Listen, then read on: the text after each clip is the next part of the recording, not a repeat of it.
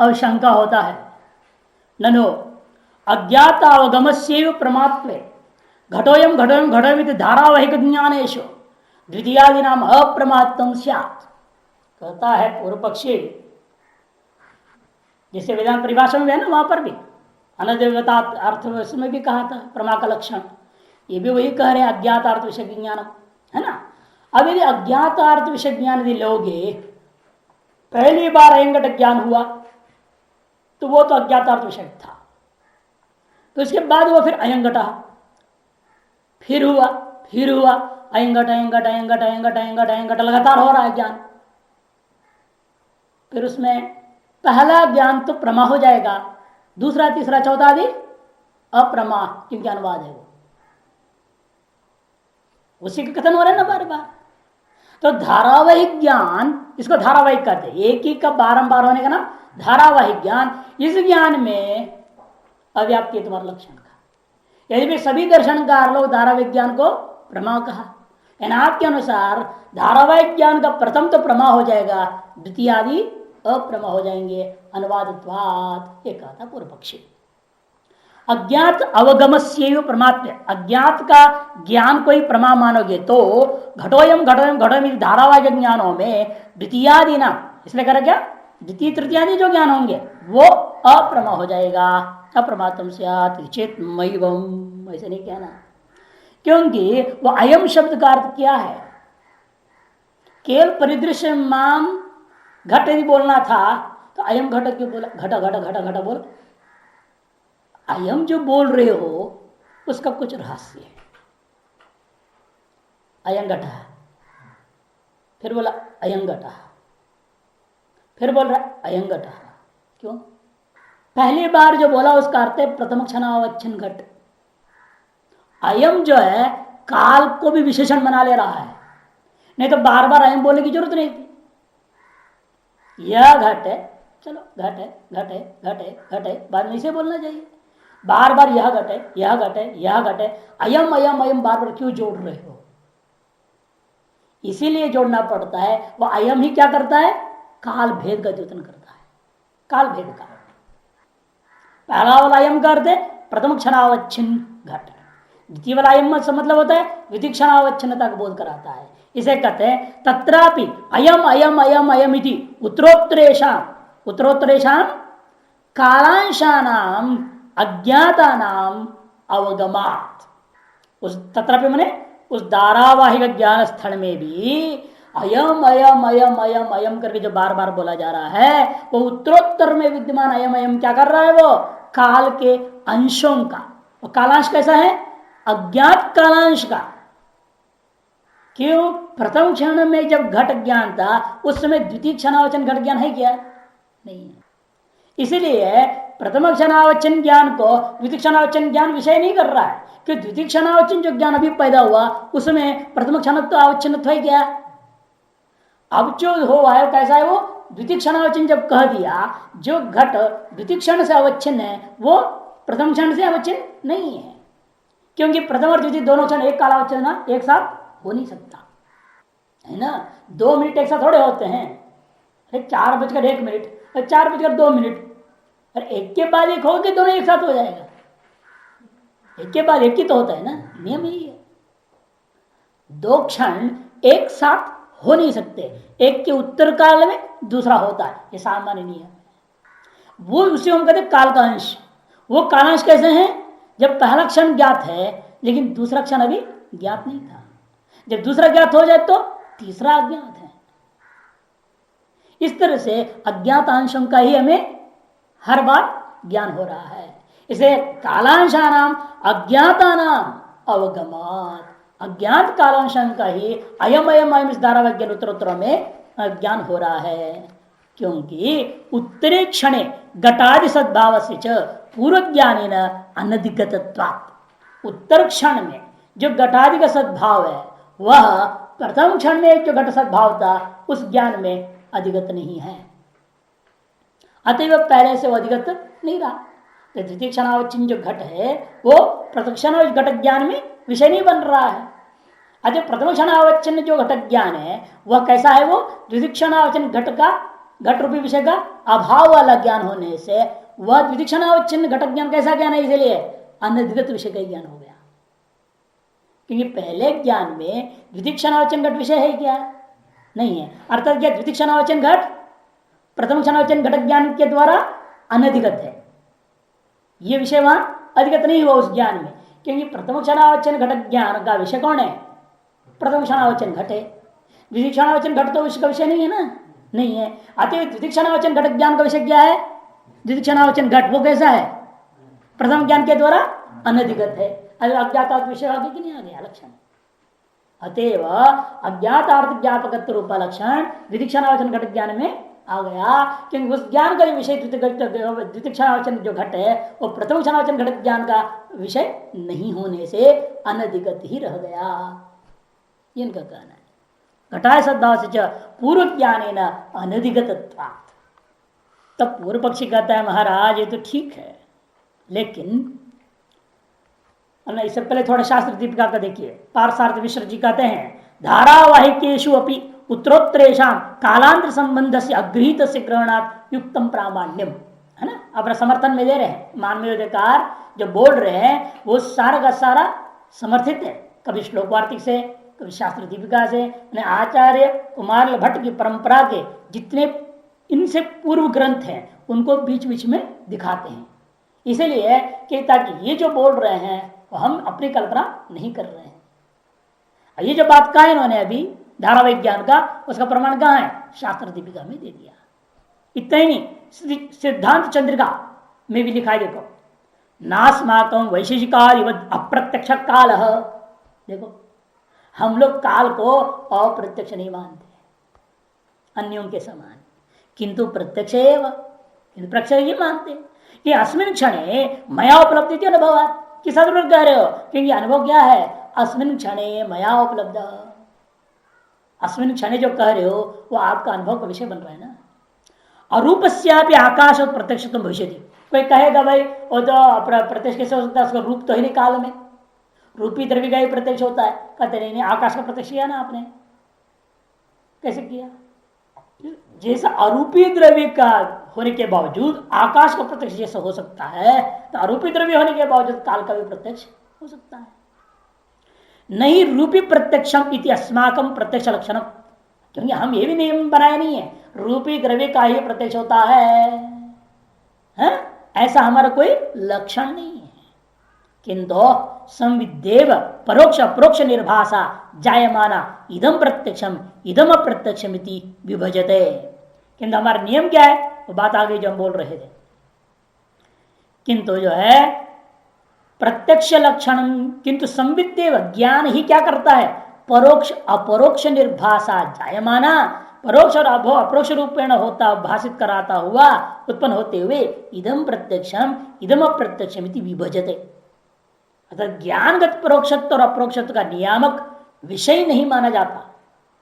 ज्ञानगत परोक्षत्व या अपरोक्षत्व का नियमन विषय नहीं करेगा, क्योंकि ज्ञान स्वप्रकाश है, वो कभी परोक्ष तो हो नहीं सकता। तो ज्ञान में परोक्षता विषय कहां से डाल देगा?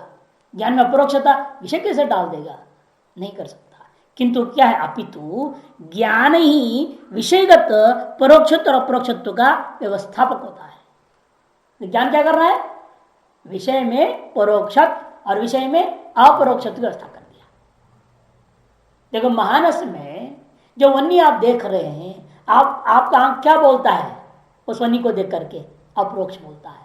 और परंतु धूम को देखकर आंख ने धुआं को देखा केवल, और मन से सब खिचड़ी पका करके वन्नी समझ गया पर्वत के ऊपर, उस वन्नी को ये आंखें नहीं कहता अपरोक्ष है।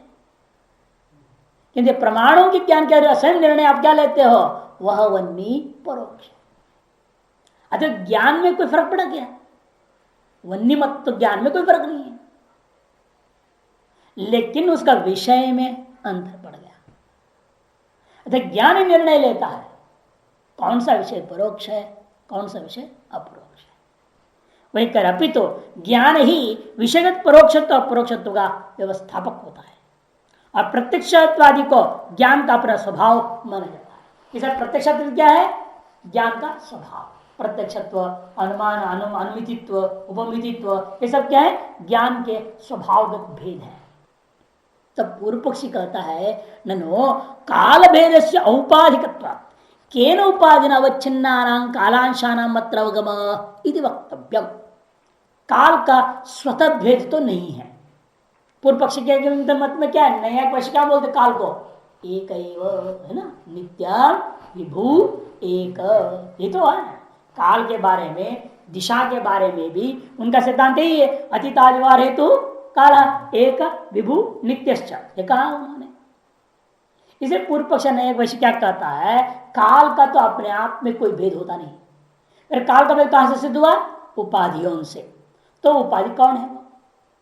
अयम घट अयम घट अयम घट अयम घट, जो धारावाहिक ज्ञान में ऐसा कौन सा उपाधि है जो काल में भेद को सिद्ध कर रहा है?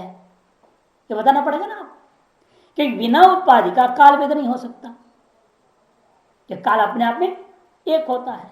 वही काल भेद से औपाधिकत्वात् केन उपाधिना अवच्छिन्नानां कालांशानां मत्र अवगम। इसलिए आप बताइए किस उपाधि से अवच्छिन्न होकर कालांशों का बोध हो रहा है? उच्चते। तब जवाब में कहते सुनो, फिर पूर्व ज्ञान जनिता नाम प्राकट्यानाम, प्राकट्य कहो, दूसरा नाम क्या बताया था? ऐसे दर्शन को विचार करते हुए ज्ञातता बोला था ना, ज्ञातता का खंडन किया था उन्होंने। कुमार भट्ट का मानना है ज्ञान जो है ना विषय में ज्ञातता को पैदा करता है। तभी आप बोलते हो ज्ञातो घट, और जिस घट में ज्ञान ने ज्ञातता पैदा नहीं किया उसे अज्ञातो घट रह जाता है। जैसे किसने आपसे कोई चीज पूछा, अगर मैं इसमें जानता नहीं हूं, मैंने आपके द्वारा उस विषय में अज्ञातत्व को स्थापित किया गया। और कोई चीज पूछा गया, उसको जानते हो तो फट जवाब दोगे, तो उसका मतलब क्या? उसमें ज्ञातत्व स्थापित हो कि नहीं उस विषय में। जो विषय आपके द्वारा ज्ञात है, अर्थात उस विषय में आपके द्वारा ज्ञातत्व की स्थापना कर दी गई है। और जिन विषयों का वो ज्ञान नहीं है, उस ज्ञान निरूपता ज्ञातत्व उसमें स्थापित नहीं हो सकता, अर्थात अज्ञातता स्थापित हो गया। उसी ज्ञातता का दूसरा नाम क्या है? प्राकट्य। क्योंकि ज्ञातता ज्यादा लोग क्या जाति मान सकते, ज्ञातत्व ज्ञातता, इसलिए भ्रम को दूर करने के लिए अलग शब्दावली प्रयोग कर रहे हैं प्राकट्य। प्रकट हो गया है ज्ञान का विषय रूपेण, घट प्रकट हो गया, अतः घट में प्राकट्यता नाम का चीज मान लिया। पूर्व ज्ञान जनिता नाम प्राकट्यानाम उत्तरोत्तर ज्ञान पर्यंतम अवस्थानात्। क्या मानते हैं? प्राकट्य ही उपाधि है। उपाधि कौन है? प्राकट्य। एक प्राकट्य, दो प्राकट्य, तीन प्राकट्य, चार प्राकट्य, 50 प्राकट्य हो सकते। जितनी प्राकट्य हो जाए उतनी, कोई भरोसा नहीं कितना। जितना ज्ञान भेद है उतनी ही प्राकट्य बन जाएगी। इसे पहला वाला अयम घट में प्राकट्य उत्पन्न हुआ था घट में, वह प्राकट्य तब तक रहेगा जब तक द्वितीक्षणावचन घट ज्ञान नहीं होगा। अयम घट प्रथम क्षणावच्छिन्न अयम घट ज्ञान ने उसका स्व का विषयभूत घट में क्या किया? प्राकट्य को पैदा किया था, और वो तब तक बना रहेगा जब तक द्वितीय क्षणावचन घट ज्ञान पैदा नहीं होगा। जैसे द्वितीय क्षणावचन घट ज्ञान पैदा हो जाता है, अब घट में क्या हो गया? द्वितीय क्षण रूपी उपाधि के द्वारा उत्पन्न किया गया प्राकट्यता रहेगी, और प्रथम क्षणावचन उत्पन्न जो प्राकट्यता थी वो निवृत्त हो जाता है। इस तरह से प्राकट्यता ही क्या कर रहा है? क्षण भेद को स्थापित करता। एक प्राकट्यता है वह नष्ट हुआ, दूसरी प्राकट्य आ गई, वो दूसरी प्राकट्य ने ही काल का उपाधि बन करके भेद को पैदा कर दिया। इसलिए काल को उपाधि घट नहीं है, क्योंकि घट तो सब में बराबर है, घट सभी विषय तो बराबर है। वो कैसे काल का भेद सिद्ध करेगा? काल भेद की सिद्धि घट नहीं करता है, किंतु घट में पैदा हुआ जो प्राकट्यता करता है। जब तक एक प्राकट्यता है तब तक उसको हम एक ज्ञान मानेंगे, एक क्षणावच्छिन्न कह दिया उसको। और वो प्राकट्य नष्ट हो, दूसरी प्राकट्य आ रही है, तो जैसे प्राकट्य आ गया तो उसको हम क्या करेंगे? द्वितीय क्षणावचन घट कर देंगे। अतः काल भेद का उपाधि कौन हुआ? प्राकट्य या ज्ञातता जिसको कहते हैं। वैसे पूर्व ज्ञान जनित जो प्राकट्यानाम, जो प्राकट्य क्या होते हैं? उत्तरोत्तर ज्ञान पर्यंतम अवस्थानात्, उत्तरोत्तर ज्ञान की उत्पत्ति पर्यंत टिके हुए रहते हैं।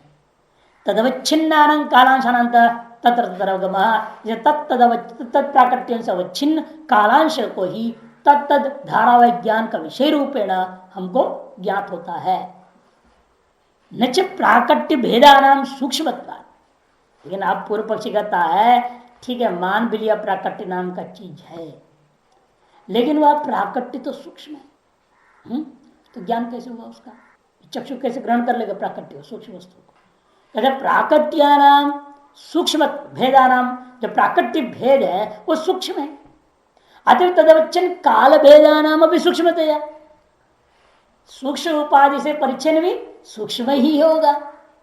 अतः काल भेद भी सूक्ष्म हो गया, तो द्रवगमत्व इति न च वाच्यम, फिर तो अत्यंत दुर्वगम है, अर्थात प्राकट्य का बोध नहीं हो सकता तो कालभेद का भी बोध नहीं हो सकता। अतः धारावाहिक ज्ञान में जो हमने दोष दिया यथावत रह गया। इति न वाच्यम, कहते भाई वो सूक्ष्म होता तो फिर अयम घट नहीं बोलते आप बार बार बार बार। दृष्टांत बड़ा सुंदर दे रहे हैं, कमल दल शतम सुच्य युगपद भिन्नम इतिवत सकृत बुद्धो घट यदि योगपत्य विमान प्रसंगा। फिर आपको क्या बोलना चाहिए? व्यवहार अयम घट नहीं व्यवहार होगा, फिर आप शब्द ये प्रयोग करोगे सकृत औबुद्धो घट, एक बार एक साथ मुझे घट का ज्ञान हो गया, ऐसा बोलते आप। जिस पर दृष्टांत क्या है, जैसे कमल के दल शतम, कमल के 100 पत्ते के ऊपर रखा हुआ है और वो इतने कोमल इस ढंग का होता है, सुई को छोड़ा आर पार हो गया। जब आर पार हो रहा है तो क्रम से तो जा रहा है ना, सभी में क्रम से जाएगा वो, लेकिन वो क्रम से जाता हुआ आपको अनुभव में नहीं आता, झटती निकल गई, तो आप क्या कहेंगे? युगपथ पार कर गया। वैसे ही अनुभव हो रहा है क्या? यदि उतनी सूक्ष्मता तीक्ष्णता पूर्वक और शीघ्रता पूर्वक आर पार होने से युगपथ का व्यवहार हुआ कि नहीं हुआ वहां पे? उसी प्रकार से यहां भी युगपथ व्यवहार हो जाता कि नहीं होता? यदि कालांश भेद ग्रहण नहीं हुआ, वहां भी क्या हो रहा है? भेद तो है लेकिन ग्रहण नहीं हुआ। सूक्ष्मत्वात्, शीघ्रत्वात्, वेगवत्वात् अनेकों हेतु दे सकते हैं। कोमल पत्ते ने इसलिए क्या करें? कमल दल शतम, कमल के दल 100 में सूच्या, सुई के द्वारा क्या हुआ? युगपथ भेदन किया गया। ऐसा व्यवहार क्यों होता है? क्योंकि यद्यपि आपको मालूम है 100 एक के ऊपर एक रखा हुआ है तो क्रम से ही जा रहा है, ये मालूम है, किंतु अनुभव में नहीं आता क्रम। शीघ्रता, वेग आदि की वजह से क्या अनुभव होता है? युगपथ अनुभूति होती है। यदि उसी प्रकार यहां पर सूक्ष्मत्व, यदि भेद ग्रहण नहीं होगा तो धारावाहिक व्यवहार होगा नहीं, युगपथ व्यवहार हो जाएगा। फिर आप बोलेंगे सकृत घटो अनुभूत, अयंगट नहीं बोल पाएंगे आप क्या बोलेंगे? सकृत अवबुद्धो घट इति योगपत्य अभिमान प्रसंगात, ऐसे युगपथ की ही अभिमान की प्रसक्ति हो जाएगी। यह तो लेकिन हो क्या रहा है यहां पर धारावाहिक स्थल में? युगपथ व्यवहार हो रहा है क्या? नहीं, यहाँ क्या हो रहा है? अयम अयम अयम इति पुनः पुनः क्रमेण प्रतीते है धारावाहिक स्वभाव सिद्धत्वात् योगपथ अभिमान से विरोध। किंतु यहां तो अयम अयम अयम करके पुनः पुनः क्रम से एक के बाद एक दूसरा, दूसरे के बाद तीसरा, तीसरे के बाद चौथा, ऐसे प्रतीति की धारावाहिक स्वभाव हम अनुभव देख रहे हैं। इसलिए योगपत्ति का अभिमान का विरोध है। तस्मात् इसीलिए प्राकट्य भेदानां काल भेदानां न सूक्ष्मत्वम, इसे प्राकट्य भेदों को सूक्ष्म नहीं माना जाएगा, तद अवच्छिन्न कालांशों को भी हम सूक्ष्म नहीं मानेंगे। तब कहता है प्राकट्य है भी क्या है? समझ में नहीं आती कहाँ प्राकट्य होता है। सारी दुनिया को जिसको मालूम भी नहीं है घट का ज्ञान हुआ, तो मेरे को घट का ज्ञान होने से मेरे ज्ञान के द्वारा उस घट में ज्ञातता नाम का धर्म उत्पन्न हुआ है, ऐसे किसी को मालूम होता है संसार में? तो आप मीमांसक जबरदस्ती ज्ञातता को कहां से पकड़ के ले आए और उसके वजह से काल भेद हो गया, काल भेद से सब ज्ञान भेद हो गया, कहाँ खिचड़ी पका रहे हो? तब कहते हैं हम ये सारी बात सिद्ध कर दिखाएं। आप लौकिक जनता के समान मूढ़ मत बनिए, विवेकी बनिए और थोड़ा धैर्य रखिए। अभी तो शुरू हुआ है, अभी तो शास्त्र तो शुरू ही किए हैं ना, सब यही बोल देंगे क्या? तब कहते इसलिए ननो प्राकट्य सेवा भावत, प्राकट्य नाम का चीज नहीं है, काल से प्रत्यक्ष भावत, और काल का भी प्रत्यक्ष होता ही नहीं है। खत्म कालांश अवगम, इसे कालांश का अवगम कैसे होगा? इति चेत न तयो साधिश्य मानत्व, अरे उन दोनों को हम आगे जाके सिद्ध करेंगे। प्राकट्य है, भले मानो ना मानो, जानते हो या नहीं जानते हो, कई चीजें हैं हम जानते, लेकिन हमारे ज्ञान के छिपा हुआ है। जब हम खोल के बताते कई बार आपको ये तो हम पहले से भी जानते थे, लेकिन उस पर ध्यान ही नहीं जाता।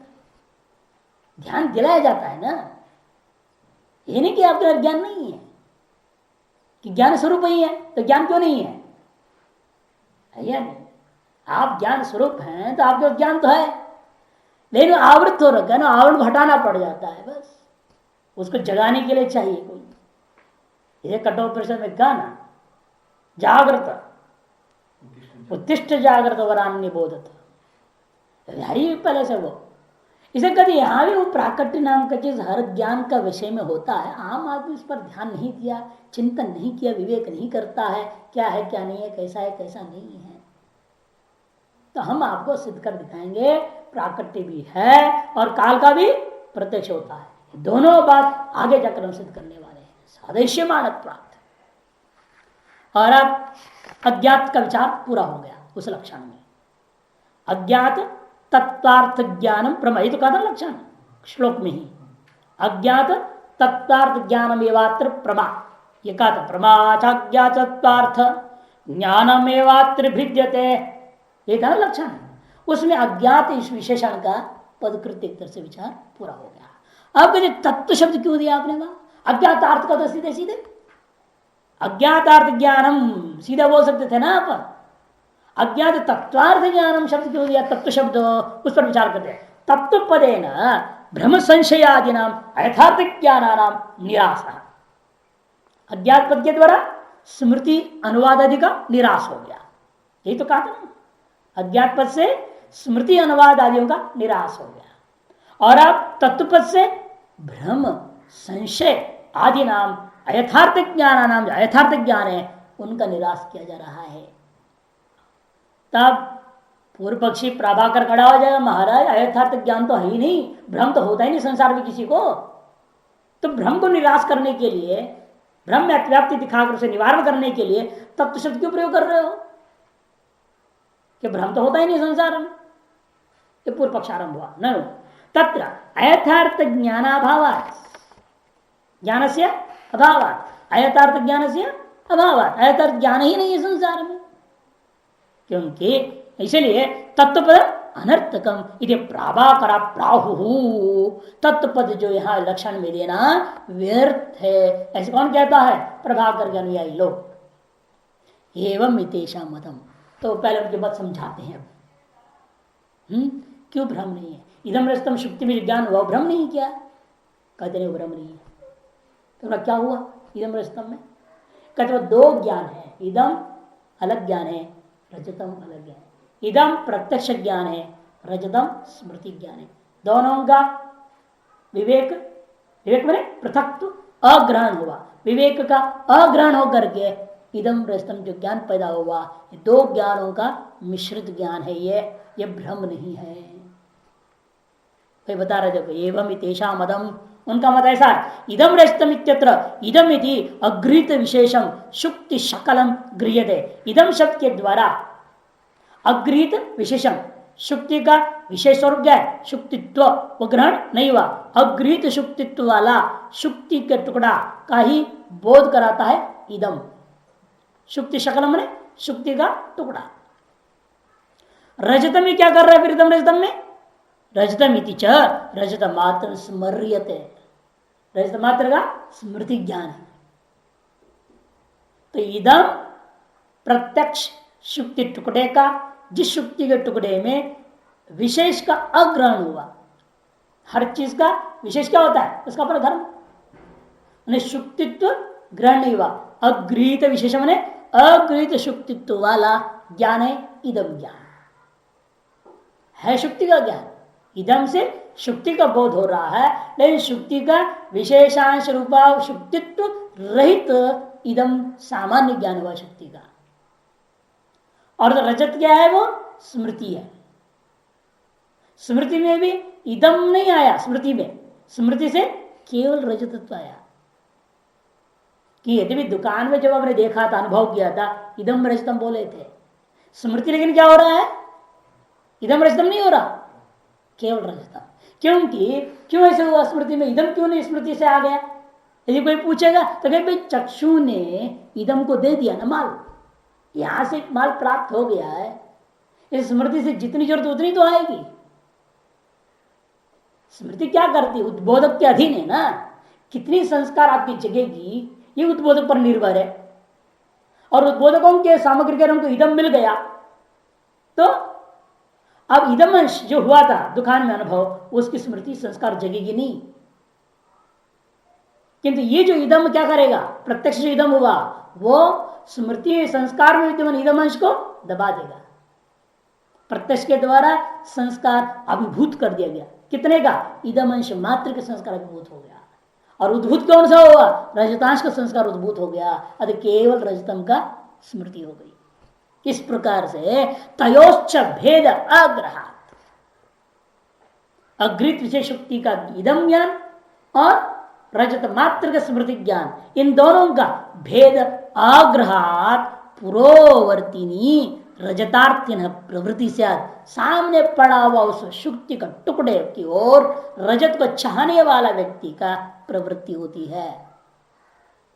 रजतार्थिन, वहां एक दीर्घ मात्रा नहीं है, रजतार्थिन हो गया ना, रजतार्थिन बनाना चाहिए प्रवृत्ति है। न तो शुक्ति शकलस्य रजतत्वेन भानम अस्ति, या भानम मानम हो गया, भ बना उसको। न तो शुक्ति शकलस्य, शुक्ति का टुकड़े का रजतत्वेन भान नहीं मानना। जिस और क्या मानते? शुक्ति में रजतत्व का ज्ञान हो जाना, ये ना नया का भी मानते हैं। शुक्ति में रजतत्व का भान नहीं हुआ है,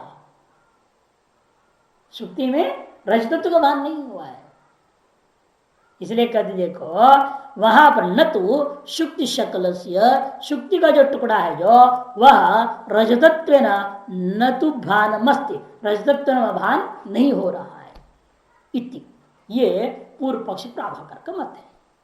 तो सिद्धांति कहता है नहीं, तत्त ज्ञान से स्विषय प्रवृत्ति करत्व नियामाद रजत ज्ञान से इदम विषयत्व भावे तत्र प्रवृत्ति न सिद्धे। तो सामान्य नियम बता दिया है, जो ज्ञान अपना जो विषय होगा, प्रत्येक ज्ञान क्या करता है? अपने विषय में ही प्रवृत्त कराता है। यदि इदम रजतम, इस ज्ञान में इदम ये जो विषय ना होता, दो भिन्न ज्ञान है ना, वह दो भिन्न ज्ञान है, तो रजत ज्ञान में इदम नहीं है। रजत आपने क्या बोला? केवल स्मृति, केवल स्मृति भूता रजतम, इस ज्ञान में इदम नहीं है।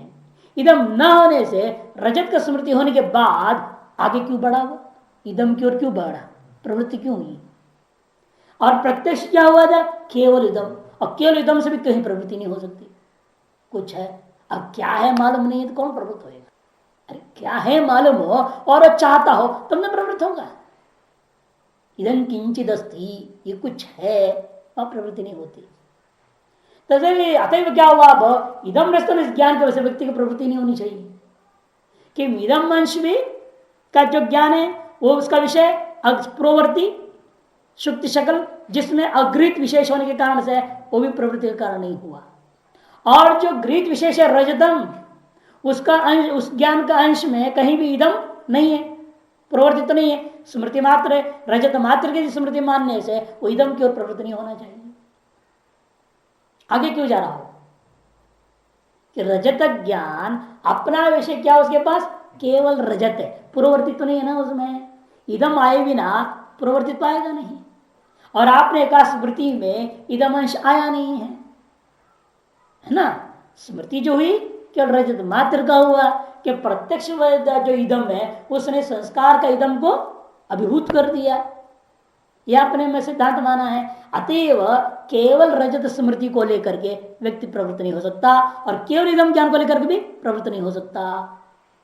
अतएव इदम रजतम के बाद रजतार्थी का प्रवृत्ति ही सिद्ध नहीं होती। यदि आप इन दोनों को मिला करके विशिष्ट वैशिष्ट एक ज्ञान नाम मान करके दो ज्ञानों का भेद ग्रह स्वीकार करोगे तो प्रवृत्ति नहीं हो सकती। क्योंकि नियम क्या है, जो जो ज्ञान होता है वह ज्ञान अपने विषय मात्र में ही प्रवृत्त कर सकता है। और यह हुआ क्या है, जो इदम ज्ञान है उसमें रजत विषय नहीं है, जो रजत ज्ञान है उसमें इदम विषय नहीं है। इसे इदम ज्ञान में रजत विषय न होने से इदम ज्ञान को लेकर व्यक्ति रजत के लिए प्रवृत्त होगा क्या, नहीं हो सकता। और रजत ज्ञान में भी क्या है, रजत मात्र विषय, इदम विषय नहीं है, अतः इदम की ओर प्रवृत्त नहीं हो सकता।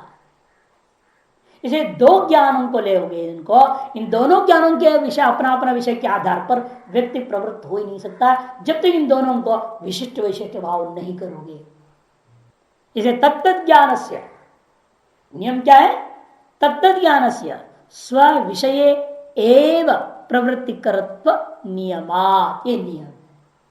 जो जो ज्ञान हुआ करता है वह ज्ञान अपने विषय में ही प्रवृत्त करा सकता है, अन्य ज्ञान का विषय की ओर प्रवृत्त नहीं करा सकता। और यह हो क्या रहा है आदमी के अंदर, रजत ज्ञान ने क्या किया, अपना विषय रजत की ओर नहीं प्रवृत्त करा रहा है किंतु इदम की ओर प्रवृत्त करा दिया। इदम कहां है, सामने। और रजत की स्मृति ज्ञान ने क्या कर दिया, अपना अविषय भूता इदम की ओर प्रवृत्त कर दिया। और इदम ज्ञान ने कर दिया क्या, अपना अविषय भूता रजत की इच्छा की ओर जगा दिया। दोनों ही अपने आविषयों को लेकर व्यवहार करा दे रहे हैं। ये तो संसार में कभी होता नहीं है कि संसार में देखा गया ज्ञान अपने विषय मात्र में ही प्रवृत्त कराता है, स्व भिन्न के विषय में प्रवृत्त कराता नहीं है। इदम विषयत्व भाव है तत्र प्रवृत्ति न सिद्ध है, क्योंकि रजत ज्ञान से जो रजत ज्ञान हुआ है, स्मृति ज्ञान हुआ है, वह स्मृति ज्ञान के अंदर इदम विषयत्व भाव है। इदम विषयत्व नहीं आता हो स्मृति में, तब तो वह प्रवृत्ति ही नहीं हो सकती। इसी प्रवृत्ता में भी इदम ज्ञान में रजत नहीं हो तो भी रजत प्रवृत्ति नहीं हो सकती। रजत ज्ञान में इदम ना हो तो अग्र प्रवृत्ति नहीं हो सकती, और इदम ज्ञान में अग्र प्रवृत्ति के अनुसार तो है, लेकिन रजत नहीं है तो रजत के लिए नहीं प्रवृत्त होगा ना, वो रजतार्थी है ना। वो रजतार्थी तो कहां से आ गया, जब इदम रजत को विषय नहीं कर रहा है, रजत को चाहने वाला इदम को लेकर कैसे प्रवृत्त होगा। इसे इदम ज्ञान रजत को विषय नहीं करता है, अतएव रजतार्थी इदम ज्ञान को लेकर रजत के लिए प्रवृत्त नहीं हो सकता। और रजत ज्ञान भी क्या कर रहा है, इदम को विषय नहीं करता है, अतएव रजतार्थी उस रजत ज्ञान को लेकर के आगे की ओर प्रवृत्त नहीं हो सकता, इदम की ओर नहीं जा सकता, कि रजत ज्ञान का विषय इदम नहीं है।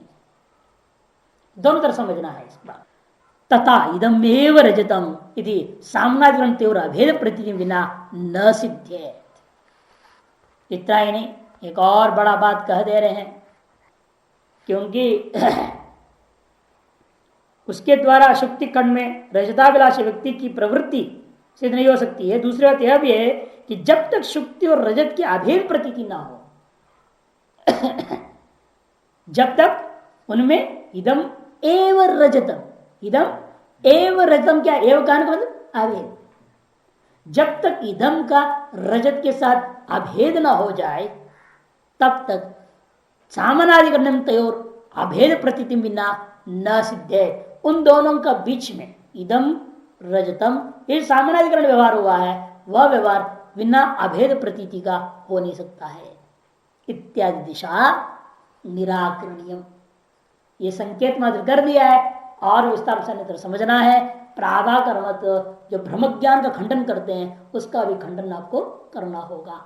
एक तरीका बता दिया कि प्रवृत्ति नहीं हो सकती है, भ्रांति को लेकर जो प्रवृत्ति होती है वह असंभव हो जाएगा, और प्रवृत्ति के लिए ज्ञान होता है। और ब्रह्म ज्ञान तो बहुत जरूरी है। वेदांत में भी क्या है, संवादी ब्रह्म को लेकर के ही तो सारा व्यवहार होता है। पूरा वेदांत संवादी ब्रह्म पर टिका हुआ है। यदि भ्रम ही नहीं है फिर वेदांति चौपट हो गया, फिर किस लिए वेदांत है, वेदांत जरूरत ही नहीं। भ्रांति दूर हुई, वेदांत जरूरत खत्म। यदि भ्रांति नहीं होती कह दिया आपने, फिर सारा शास्त्र व्यर्थ हो जाएगा। इसलिए मानना पड़ेगा एक अभेद, अत्यंत अभेद कथन करने वाला एक ब्रह्म ज्ञान नाम की चीज मानना ही चाहिए। और उसमें अतिव्याप्ति निवारण करने के लिए हमने तत्व शब्द दिया है, ये सिद्ध हो गया। तस्मात अन्यथा ग्रहण रूप भ्रमादि ज्ञान सद्भावात तन निरासार्थम तत्व पदम, इसलिए अन्यथा ग्रहण माने विपरीत ग्रहण, और रजत को रजत रूप में ग्रहण करना, उसको कहते हैं अन्यथा ग्रहण। अन्यथा ग्रहण रूपा भ्रमादि ज्ञान का सद्भाव है, विद्यमानता के कारण से उनमें होता हुआ अतिव्याप्ति को निराश करने के लिए तत्व में पद देना जरूरी है। तदेवं, इस प्रकार से अज्ञात तत्वागम रूपाया प्रमाय करणत्वेन, अब प्रश्न उठता है प्रमाण क्या है? ये तो प्रमा का लक्षण हो गया, अज्ञात तत्वार्थ ज्ञानम, अर्थ ज्ञान इतना लक्षण होता है, विषय का ज्ञान करना ब्रह्मा। कैसे विषय का ज्ञान? तत्वार्थ ज्ञान का दो, भ्रम और संशय निवृत्त होगा। तत्वार्थ ज्ञान में स्मृति भी है, यथार्थ स्मृति भी होती है ना, यथार्थ होता अनुवाद भी, तब कह दिया अज्ञात तत्वार्थ, तो उससे क्या हो गया? स्मृति और अनुवाद में भी अतिव्याप्ति निवृत्त हो गया। तो प्रमा का लक्षण हुआ। एदर्श ब्रह्म का कारण कौन है? कहते इंद्रियम सन्निकर्षादि नाम, प्रमाया करणत्वेन इंद्रिय सन्निकर्षादि नाम प्रमाणत्वं सिद्धम। इंद्रिय और सन्निकर्ष आदियों को ही प्रमाण रूपेण स्वीकार करना चाहिए। इन प्रमाणों में भी साधकतम करण होता है ना, वास्तविक प्रमाण कौन है? इंद्रियां ही प्रमाण है। कि इंद्रियों में लक्षण घट जाता है, व्यापारवद असाधारण कारणम करणम। करण का लक्षण क्या है? साधकतमम करणम, साधक तमम। तमम से क्या बोलना चाह रहे हैं आप? व्यापारवद असाधारण कारण को बोलना चाह रहे हैं। व्यापार क्या होगा? सन्निकर्ष है। ये सन्निकर्ष कैसा है? इंद्रियजन्य है, और इंद्रियजन्य ज्ञान का जनक भी है। तज्जन्य सती तज्जन्य जनकत्वम व्यापार से लक्षणम, द्रव्य भिन्नत्व सती तज्जन्य सती तज्जन्य जनकत्वम व्यापार का लक्षण होता है। और सन्निकर्ष क्या है? संयोगाध्यात्मक होने से द्रव्य से भिन्न ही। हमेशा क्या है? चक्षु का संयोग हुआ विषय के साथ, चक्षु का मन के साथ, मन का आत्मा के साथ, सब संयोगित तो हो रहा है। और संयोग क्या है? गुण है, द्रव्य भिन्नत्व के नहीं क्या। सन्निकर्ष कैसा है? द्रव्य से भिन्न है। और इंद्रिय से सन्निकर्ष जन्य, इंद्रिय से जन्य है सन्निकर्ष, और इंद्रिय से जन्य ज्ञान का जनक भी है सन्निकर्ष। तो द्रव्य भिन्नत्व सती तज्जन्यत्व सती तज्जन्य का जनकत्व रूपा व्यापार का लक्षण भी उसमें आ गया। अतः व्यापारवान है कौन? इंद्रिय। व्यापार का लक्षण आ रहा है सन्निकर्ष, तर्ष व्यापारबद्ध हो गया इंद्रिय। अतएव व्यापारबद्ध होता हुआ असाधारण कारण होने से कर्ण कोटि में इंद्रिय जाता है, और व्यापार कोटि में सन्निकर्ष आ जाएगा। लेकिन व्यापार भी प्रमाण ही है, हमेशा व्यापार भी प्रमाण कोटि में ही चला जाता है। इसे इंद्रिय सन्निकर्षादि नाम प्रमाण से सिद्धम। इस विषय में श्लोक वार्तिक दे रहे हैं कि प्रमाण को गिनाते उन्होंने क्या कहा? ये सब विकल्प से दे दिया, जो चाहे सो मान लो, आपकी मर्जी कर दिया श्लोक वार्तिक कारण ने। देखो, यद्वेन्द्रियम प्रमाणम तस्यवार्थेन संगति मनसोवेन्द्रियोग आत्मना सर्व एव वा तदा ज्ञानम फलम तत्र व्यापाराच्च प्रमाणता व्यापारो न यदा तेषां तदा नोत्पद्यते फलम। यद्वा अथवा मान लो इंद्रिय को प्रमाण, तस्य व अर्थेन संगति, अथवा दूसरा उस इंद्रिय का अर्थ के साथ जो संगति मैंने सन्निकर्ष हुआ, सन्निकर्ष को प्रमाण मानो। अतः मनसो इंद्रिय योग, मन का इंद्रियों के साथ जो संयोग हुआ उसको सन्निकर्ष को मानो। आत्मना वा, अथवा आत्मा का मन के साथ जो संयोग हुआ सन्निकर्ष हुआ उस सन्निकर्ष को मानो। अथवा सर्वएव वा, ये सारे सन्निकर्ष विशिष्ट इंद्रिय को मान लो। ये सारे कारण है, इंद्रिया भी, इंद्रिया सन्निकर्ष भी, मन इंद्रिय सन्निकर्ष भी, मन आत्मा सन्निकर्ष भी। तदा ज्ञानम फलम तत्र व्यापारच्च प्रमाणता, वो तब क्या होता है? वहां ज्ञान रूपी फल पैदा हो जाता है। जब ये सारा चीज सन्निकर्ष हो जाते हैं तो ज्ञान रूपा फल आत्मा में पैदा हो जाता है। व्यापारात च, और व्यापार का वजह से इनको प्रमाण भी कहा जाएगा कि व्यापार वजह साधारण कारण होता है। व्यापार न यदा, जब व्यापार नहीं होता, तेषाम तथा नोत्पत्ति फलम, उन इंद्रियों के द्वारा उस आत्मा में ज्ञान रूप फल भी पैदा नहीं होगा। ये स्पष्ट कर दिया। उम्बेक भट्ट, देखो नीचे दे रहे उम्बेक भट्ट का ने कहा है अंतिम पंक्ति, प्रमाण शब्द कर्णवाची। प्रमाण शब्द क्या है? कर्णवाची। साधकतमम कर्णम तमवर्तश्च अतिशय, ऐसा उनके अपने तात्पर्य टीका नाम ग्रंथ में कह दिया।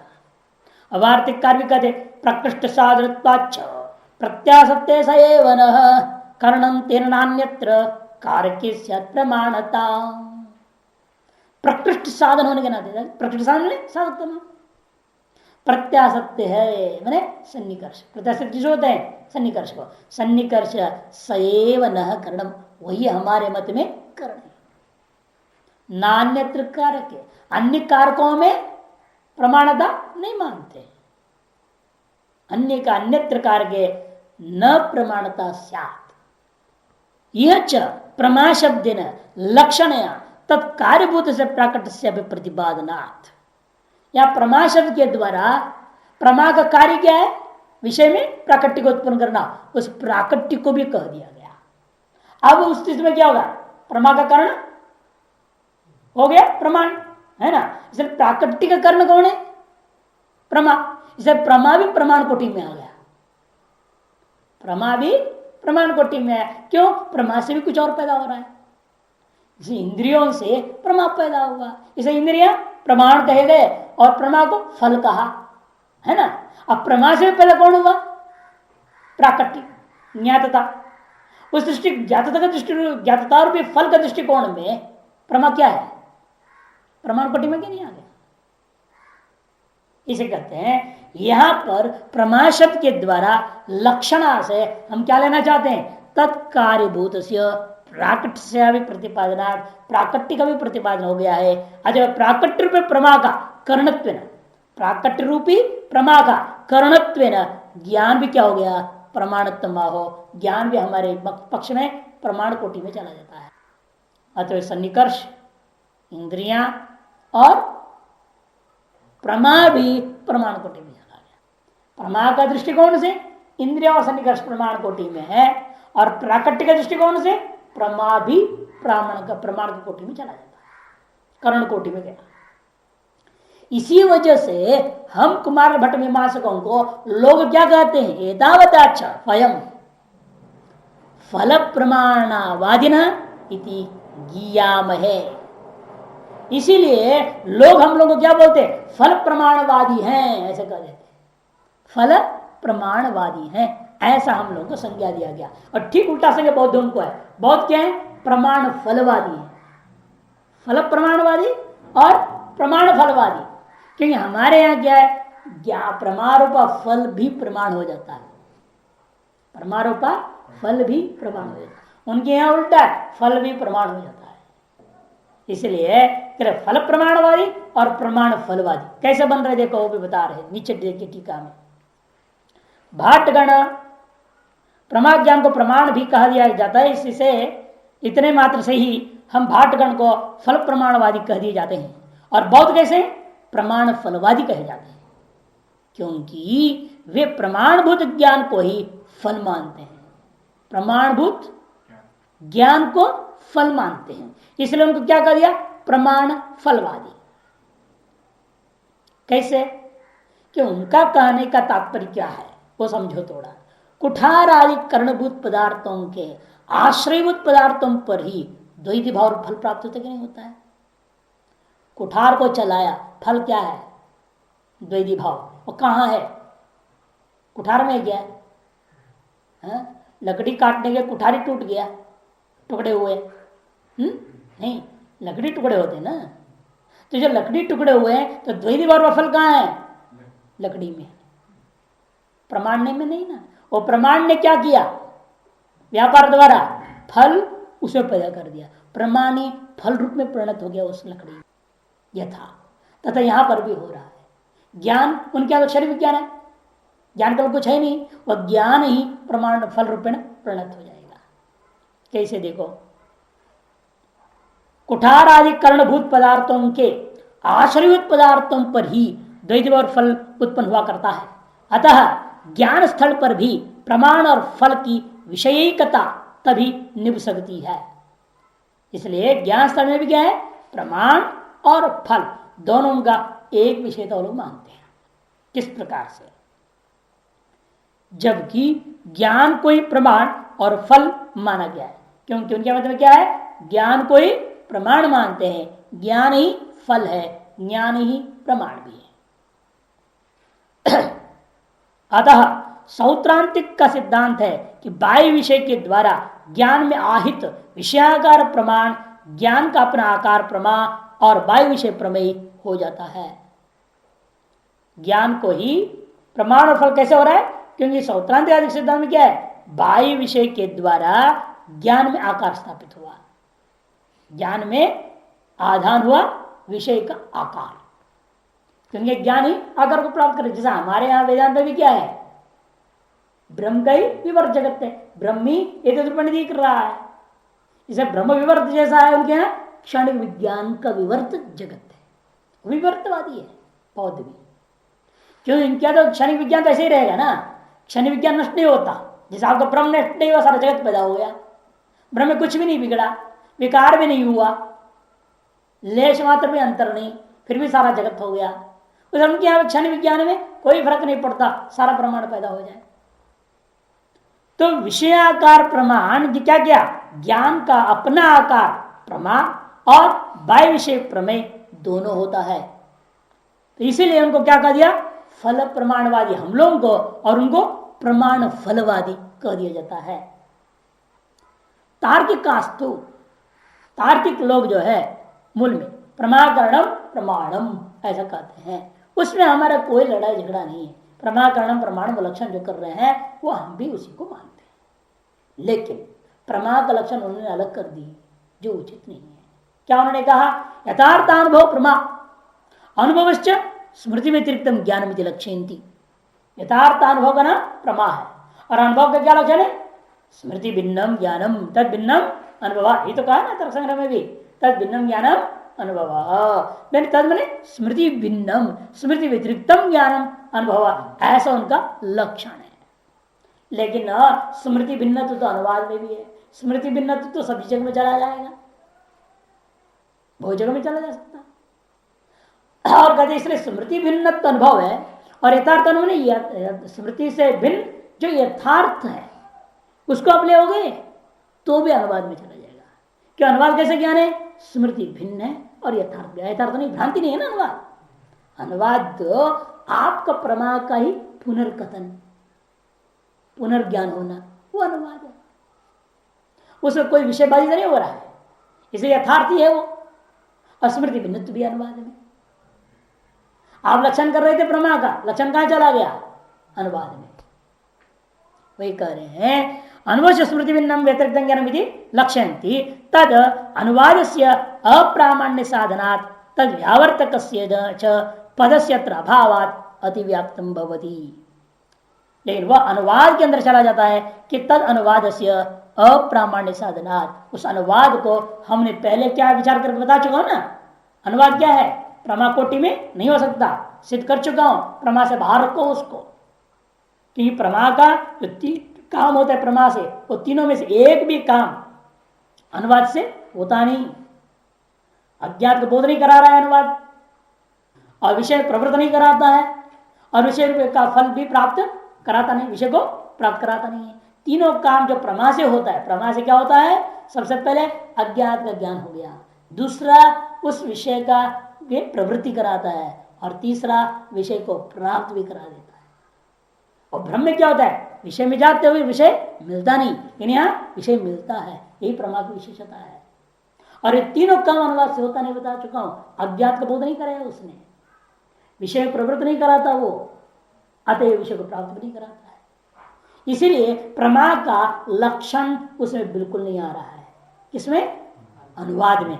इस अनुवाद अप्रामाण्य हम पहले सिद्ध कर चुके हैं, उसमें आपका अनुभव का लक्षण चला गया, अतिव्याप्ति हो गई, प्रमा का लक्षण चला गया, वे करें। अनुवाद से अप्रामाण्य साधना, साधना तुमने सिद्ध कर चुका हूं, अतएव तद व्यावर्तक से पद से अभावात, उसका व्यावर्तन करने के लिए या कोई पद अपने प्रमका में लक्षण में, प्रमक लक्षण क्या है? स्मृति भिन्नम ज्ञानम अनुभव, उसमें भी यथार्थानुभव प्रमा, यथार्थानुभव शब्द, इन दो शब्दों के द्वारा अनुवाद में होता हुआ अतिव्याप्ति निवारण करने के लिए कोई पद काम नहीं कर रहा है। क्योंकि यथार्थ पद किसका व्यावर्तन करता है? अयथार्थ का व्यावर्तन करेगा। अयथार्थ कौन है? भ्रमादि, उनका व्यावर्तन कर रहा है, अनुवाद का तो व्यावर्तन नहीं कर रहा है ना। इसलिए कहते हैं यहां पर कोई ऐसा पद नहीं है जो उसका व्यावर्तन कर सके, अतएव तत्र अतिव्याप्तम। और दूसरी बात, अनुभूति ही प्रमाणम, स्मृति व्यतिरिक्ता संवित अनुभूति रीति प्राभाकरा, इनका मत खंडन करना है प्रमा का लक्षण। उनका कहना है अनुभूति ही प्रमा है, स्मृति व्यतिरिक्त जो संविद अनुभूति है, स्मृति व्यतिरिक्त जो संवित है उसी का नाम अनुभूति है, वही प्रमा है। स्मृति से भिन्न जो ज्ञान है उसी का नाम अनुभूति, और अनुभूति का नाम ही प्रमा है। तदपि भ्रमादि नाम साधनात् तेषम अपि स्मृति विकृतत्वात्, और हमने भ्रांति होती सिद्ध कर चुका हूं, अभी विचार किया इदम रजतम पर और सिद्ध किया इदम रजतम ब्रह्म ज्ञान मानना पड़ेगा। ये दो ज्ञानों का खिचड़ी नहीं है, नहीं तो रजतार्थी प्रवृत्ति ही नहीं हो पाएगा। इसलिए ये दो ज्ञान का खिचड़ी नहीं है, एक ही विशिष्ट ज्ञान है, समानाधिकरण ज्ञान है, धर्मधर्मी भाव से विशिष्ट ज्ञान है वो। और अया अतवद में अतद में ही तत् का ग्रहण हुआ है, यह मानना ही पड़ेगा। अच्छा, भ्रम को मैंने सिद्ध कर दिया हूं, उस भ्रम में जो आपका लक्षण स्मृति भिन्नत लक्षण भ्रांति में अतिव्याप्ति हो गया कि संवित का नाम अनुभूति और अनुभूति का नाम ही प्रमा। और आपने क्या किया? अनुभूति का लक्षण संवित, किस प्रकार संवित को कहा आपने? अनुभूति, स्मृति भिन्न संवित का नाम अनुभूति है और उसी का नाम प्रमा है। तो स्मृति भिन्न संवित, स्मृति संवित मैंने ज्ञान, स्मृति भिन्न ज्ञान, ये कहा है इसका लक्षण जा रहा अतिव्याप्ति, ब्रह्म ज्ञान में चला गया। तो ब्रह्म ज्ञान भी स्मृति से भिन्न है, उसमें अतिव्याप्ति निवारण करने के लिए आपकी प्रमा का लक्षण में कोई शब्द नहीं है। तदपि भ्रमादि नाम साधनात् तेषाम अपि स्मृति व्यतिरिक्तत्वात्, क्योंकि तेषाम ने भ्रमादि नाम अपि स्मृति भिन्नत्व लक्षण चला गया, तेषु अतिव्याप्तम स्यात्, उनमें अतिव्याप्ति हो गई। देखो नीचे दिया है प्रभाकर मत का प्रकरण पंचिका, प्रकरण पंचिका यह प्रभाकर मत के अनुयायी का है। प्रमाणम अनुभूति सा स्मृतिरन्या स्मृति पुनः पूर्व विज्ञान संस्कार मातृजन मुच्यते। प्रमाणम मने प्रमा, यह प्रमाण शब्द से प्रमेयते अनियमित प्रमाणम नहीं लेना, यहां से प्रभाकर मत में प्रमाण शब्द आ रहा है प्रमा के लिए। यहां से बड़ी खिचड़ी है, बहुत ध्यान रखना पड़ता है इसके लिए। कहाँ प्रमाण शब्द से इंद्रियों को लेना है, कहाँ प्रमाण शब्द से प्रमा को लेना है, बहुत ध्यान देना है। यहां पर क्या बोल रहे? प्रमाण शब्द से प्रमा को बोल रहे प्रभाकर। प्रमाणम माने प्रमा क्या चीज है? अनुभूति है। और अनुभूति क्या चीज है? सानुभूति स्मृतिरन्या, स्मृति से भिन्न है। स्मृति क्या चीज है? पूर्व विज्ञान संस्कार मात्र जन्य ज्ञान का नाम स्मृति है। इस तरह से लक्षण उन्होंने किया है। यह प्रभाकर का लक्षण उचित नहीं है। किंच, दूसरी बात सबसे बड़ा प्रभाकर मत में समस्या खड़ी होती है, वो क्या मानते हैं? प्रत्येक ज्ञान के साथ तीनों प्रकाशित हो मानते हैं। कौन? वही बोल रहे थे किंच सर्वज्ञानेष्वपि आत्मा ज्ञान स्वरूपम विषय तृतीयमपि प्रकाशित। सर्व ज्ञानेषु, सकल ज्ञानों में तीन चीज प्रकाशित होती है। एक, सबसे पहले आत्मा प्रकाशित हो जाता है, आत्मा का प्रकाश हो गया। दूसरा, ज्ञान स्वरूप का प्रकाशन हो गया। तीसरा, ज्ञान का विषय प्रकाशित। विषय, ज्ञान और आत्मा तीनों का प्रकाशन होता है, मानते हैं। जब तीनों का प्रकाशन मानते हैं, सर्वत्र आत्मस्वात्मांश प्रमाणत्म प्रत्यक्षत्म पे स्थिति तेषा मतम।